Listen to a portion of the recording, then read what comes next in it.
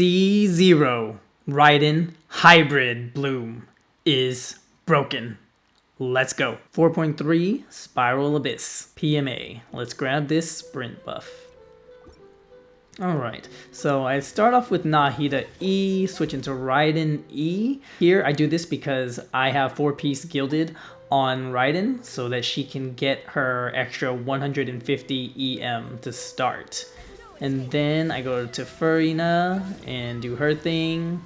Now I do Nahida's burst.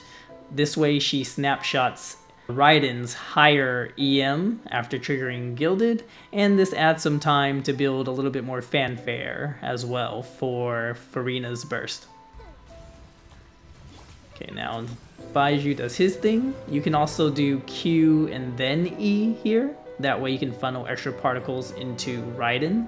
She has about somewhere in the 160s for her energy recharge requirement in this team, so that helps with it a little bit. So go to Raiden now, use E, do a normal attack or two to trigger the third stack of the Staff of Scarlet Sands, and burst. Oh, only 43k. Did not crit here. Oh, interesting, because it didn't end up mattering. So no crit, but can we see the Hyper Bloom numbers anywhere? Okay, I guess I'll go frame by frame. There we go. 235Ks. So we're also Hyper Blooming for 35k. And if I had crit on her initial burst slash, that should have been pretty close to 100k. So as you can see, we're still doing very, solid purple numbers for Raiden's personal damage and still getting basically max Hyper Bloom procs of 35k.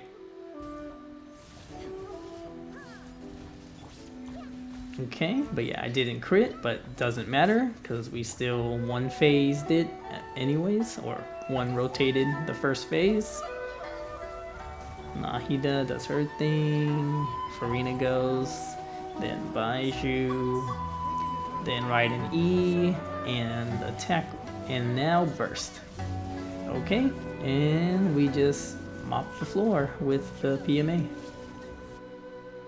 Second chamber, skill damage, that's a crappy one, especially for Tulpa, because Farina's not going to do anything against that. This second chamber doesn't really matter too much, but I do want to jump ahead to the last wave. So jumping. Alright, so here's the last wave. One thing I really like about this Raiden team is that you can easily build your energy back up before going into the next chamber. Because Raiden doesn't have to burst. She's still doing excellent Hyper Bloom damage, and you can just go back to Nahida and Farina to proc their favs and just gain that energy. So last chamber, Hydro Tulpa. We start off again, Nahida, then Raiden E, then Farina does her thing, go back and use Nahida's burst. Now we go to Baiju, and then Raiden E again, and an attack to get all of the Staff of Scarlet Sands stacks. So she has all 3 right now, and burst. And yeah, we got a 95k hit against the Hydro Tulpa. And we're just continuing to do a lot of Hyper Bloom damage as well. He had 37k Hyper Blooms, is what I'm seeing. Alright, so that's the first rotation, and you'll notice that, hey, we're well over half of Hydro Tulpa's HP gone. Pretty good, especially considering that Farina's damage is not doing anything. Alright, and then we just go through them again. Did it a little bit, no, that was okay. Alright. And now we just finish up the Tulpa. I'm not sure if he has higher resistance somewhere in this phase. I don't know his details that well. But yeah, so mostly just 2 rotated. The Hydro Tulpa And I would consider that pretty good for a C0 Raiden. And with the flexibility to easily build your energy back up at the end of a chamber. So this is actually my new favorite Raiden team. So here's Nahida's build.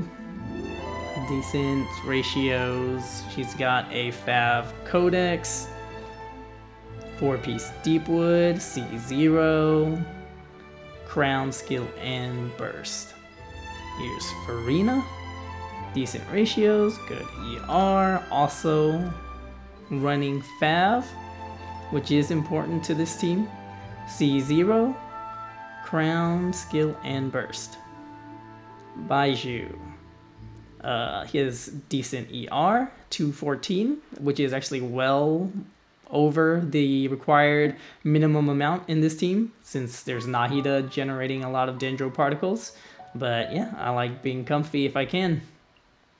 Weapons. TTDS for that 48% attack for Raiden, and 4-piece Noblesse. So that's a total of 68% attack that he's giving to Raiden, and Nahida is making use of 20% attack boost as well. And Raiden. So here are her ratios. Looks pretty clean. Oh, let's go back. Yeah, 28% electro damage bonus. That's coming from her own ER conversion. And yeah, Farina will also help make up some of the damage bonus as well. We have decent looking ratios, 76, 150. And ER is at 170. Basically, 170 is the amount I would recommend for this team. I calculated out to be like at 160 something. So 170 is a good target goal to meet. Staff of Scarlet Sands, super nice, especially in this team, because that is an extra 136% of your EM being converted into attack. So that really makes this team pop if you happen to have a Staff of Scarlet Sands. Artifacts, 4-piece Gilded. But I think you can even go like 2-piece EM if you want. If you have like really nice pieces for that, I would say go ahead and do that. That would even potentially shorten your first rotation by removing like an extra swap. So flower, nothing too special. That's like 7 good rolls. This one is what, 6 good rolls plus 2 attack percent, which is also not bad, but ideally I would like that to be ER instead. Okay, off-piece Sands, so that's pretty solid. That is 7 good rolls. Onset Goblet, that is like 4 good rolls and then 2 attack rolls, which is not bad. So 6-ish, 5.5 good rolls.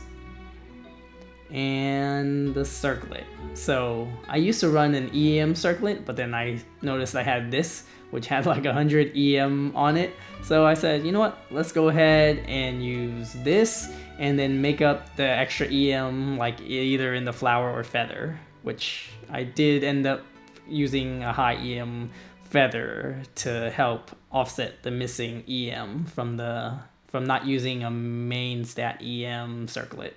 But this is pretty good. This is 7 rolls as well. C0 and Crown, Skill, and Burst. Alright, so here's a quick run through Simon, just to show you the stats that Raiden Shogun ends up having at the end of all of her buffs.